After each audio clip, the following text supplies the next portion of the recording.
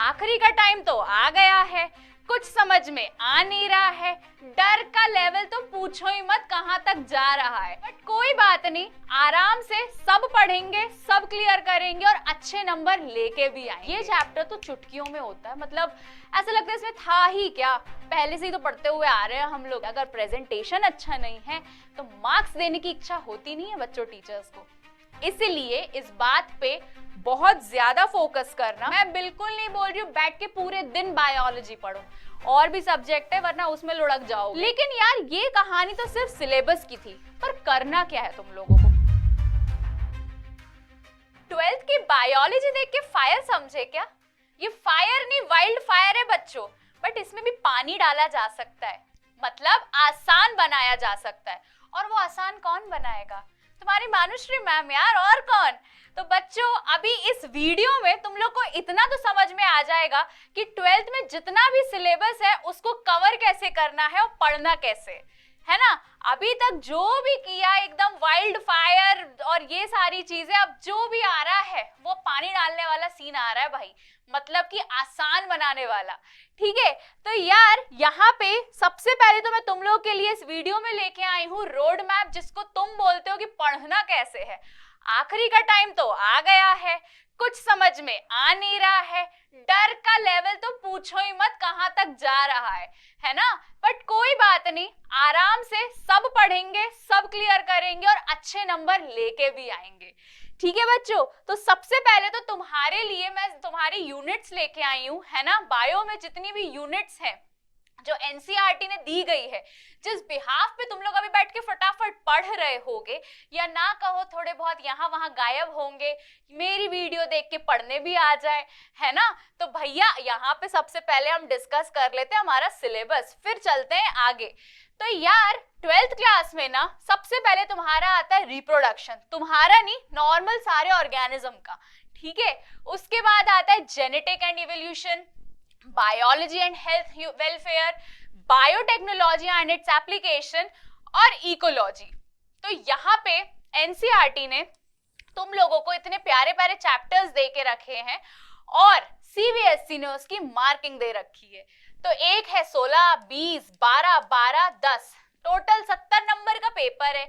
30 number का जो है तुम्हारे ये मान लो प्रैक्टिकल्स, मान लो जो भी चल रहा है वो अब तुम्हारे हाथ में। मैं उसके लिए कुछ नहीं कर पाऊंगी, अगर किसी से लड़ लड़ा के बैठे हुए हो तो वो तुम्हारा लॉस है, लेकिन 70 नंबर में कैसे तुम्हें स्कोर करना है वो मैं जरूर बता दूंगी।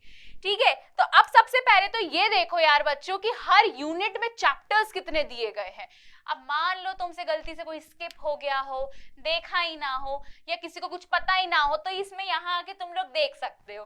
तो यार सबसे पहले तो तुम्हें पढ़ना है sexual reproduction in flowering plant, बहुत इंपॉर्टेंट चैप्टर है।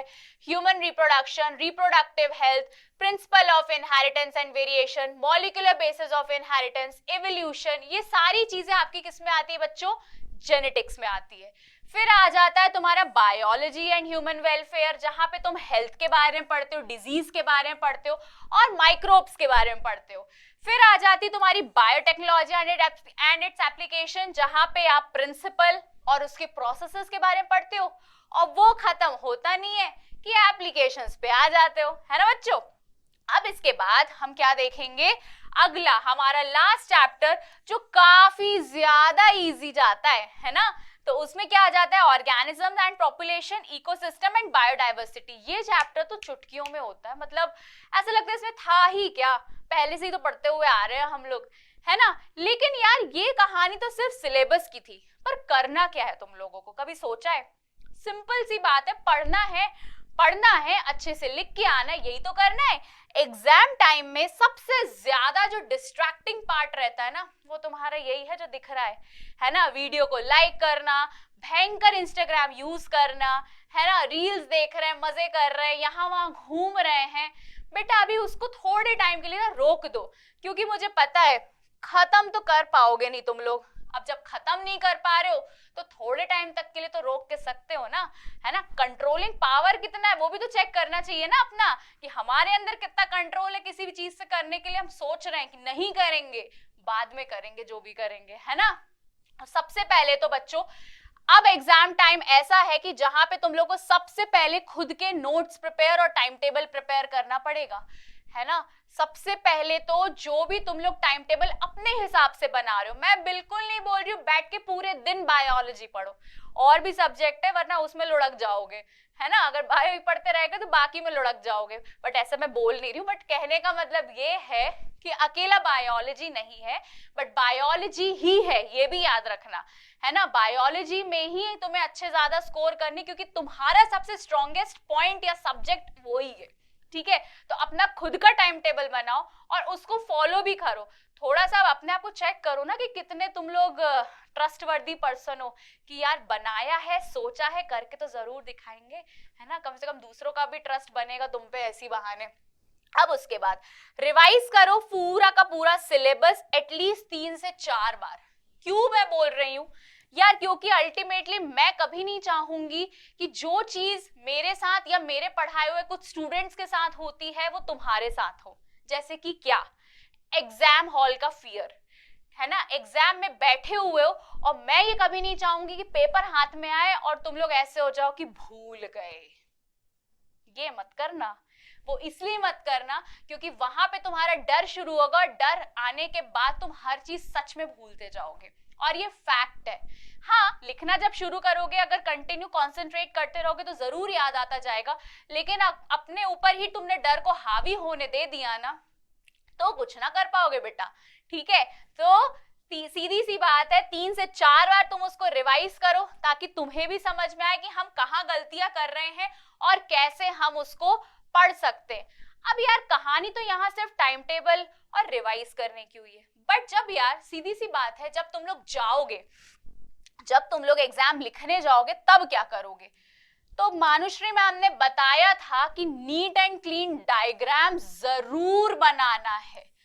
अब मान लो कोई भी चैप्टर है तुम्हारा, मान लो रिप्रोडक्शन ही है या sexual reproduction in flowering plants ही है बच्चों, तो यार ये मत भूलना कि उनमें बहुत सारे डायग्राम्स दिए और बहुत सुंदर सुंदर डायग्राम्स दिए। मेक श्योर आप सारे डायग्राम्स बना के आओ। वो क्या है ना, जैसे तुम लोगों को अच्छे कपड़े पहनना पसंद है, घूमने जाना पसंद है, अच्छे से दिखना पसंद है, वैसे टीचर्स को भी ना अच्छी अच्छी कॉपियां देखना पसंद है, अच्छी अच्छी कॉपियां चेक करना पसंद है। और अगर उस कॉपी में तुमने डायग्राम बना के रखा है लेबलिंग के साथ, तो वो तो सोने पे सुहागा है। आहा, मतलब कि पराठे में जैसे बटर, वैसे ही हो जाता है तुम्हारी कॉपी में डायग्राम, समझे।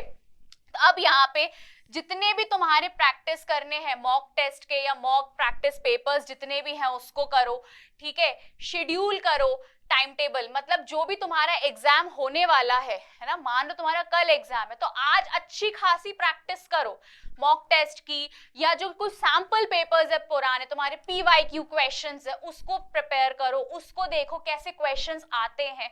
यार ये मैं क्यों बोल रही हूँ ना, क्योंकि कुछ गलतियां जो हम छोटी छोटी कर देते हैं ना, वो बाद में चल के हमें बहुत भारी पड़ती है बच्चों, ये याद रखना, है ना। हम सोचते जरूर है कि क्या ही होगा, बट एक्चुअली जब आप पिछले 10 साल या 5 साल पुराने पेपर्स उठा के देखते हो तो आपको समझ में आता है यार इसमें से एक क्वेश्चन तो आया है, भले ही पूरा ना आए, बट अगर 3 क्वेश्चंस भी आ गए तो क्या बुरा है, कुछ बुरा है क्या, नंबर तुम्हें ही मिलने वाले, बाकियों को नहीं मिलने वाले, ठीक है। वेरी इंपॉर्टेंट जो तुम लोगों के साथ होता है, बच्चों बर्डन लेके प्लीज कोई काम मत करो। मैं तुम्हें सच बता रही हूँ, बर्डन लेके कोई भी काम करोगे ना कुछ भी नहीं होने वाला है, सब हॉच पॉच हो जाएगा, कहाँ जा रहे थे कहाँ जा रहे हैं ऐसा वाला हाल हो जाएगा, जाना कहीं था जा कहीं और रहे, है ना। तो बर्डन लेके कोई भी काम करोगे ना तो डेफिनेटली कुछ गलत होगा ही होगा, आराम से। बट इसका मतलब ये भी नहीं है कि एकदम ऐसे हो गए हो कि कोई फर्क नहीं पड़ रहा है, फर्क पड़ना चाहिए, फर्क पड़ना बहुत जरूरी भी है, लेकिन ऐसे फर्क पड़ाओ कि सामने वाले को समझ ना आए, तुम्हारी कमियां ना देखे, और प्लस तुम पे वो फर्क हावी ना पड़े, ठीक है, वो बर्डन तुम पे हावी ना पड़ रहा हो। आराम से पढ़ो, अच्छे से पढ़ो, एक एक चीज पढ़ो, कुछ भी मत छोड़ो। तुम्हारे जितने भी एनसीईआरटी के क्वेश्चन आंसर्स है उसको सॉल्व करो, डायग्राम है उसको सॉल्व करो, है ना, एक एक चीज, पीवाईक्यू क्वेश्चंस है उसको सॉल्व करो। प्लस वेरी इंपॉर्टेंट, सबसे ज्यादा जो ध्यान देना है ना वो तुम्हारा प्रेजेंटेशन है यार। सीधी सी बात है, मम्मियां लोग खाना रख के लेके आती हैं, अगर वो यहाँ वहां मिल जाए प्लेट में, है ना, सब्जी रस वाली है लेकिन कटोरी में नहीं लेके आई है, कितना गंदा लगेगा जब रोटियां गीली होती है तो, है ना। तो वही कहानी है, वैसे हमारे साथ भी है बच्चों और टीचर्स के साथ भी। अगर प्रेजेंटेशन अच्छा नहीं है तो मार्क्स देने की इच्छा होती नहीं है बच्चों टीचर्स को।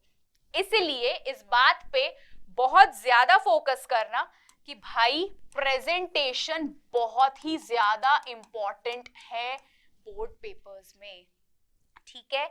मुझे ऐसा लगता है कि ये वीडियो देखने के बाद तुम लोग को इतना तो समझ में आ गया होगा कि बायोलॉजी में हम अच्छे से अच्छा स्कोर कर सकते, बस थोड़ी सी मेहनत लगेगी। और वो क्यों ना लगे यार, कोई भी चीज हो, अगर आपको कोई भी डेस्टिनेशन पे जाना है तो मेहनत और थोड़ा सा संघर्ष तो करना ही रहता है ना। तो यार थोड़ा सा संघर्ष और मेहनत करो, अपने आप तुम लोगों को अच्छे नंबर मिलेंगे और मैं गारंटी ले रही हूँ इस बात की, ठीक है बच्चों। तो all the best for your exams and I am sure कि आप लोग बहुत अच्छा करोगे अपने बोर्ड एग्जाम्स में। सी यू लेटर, बाय।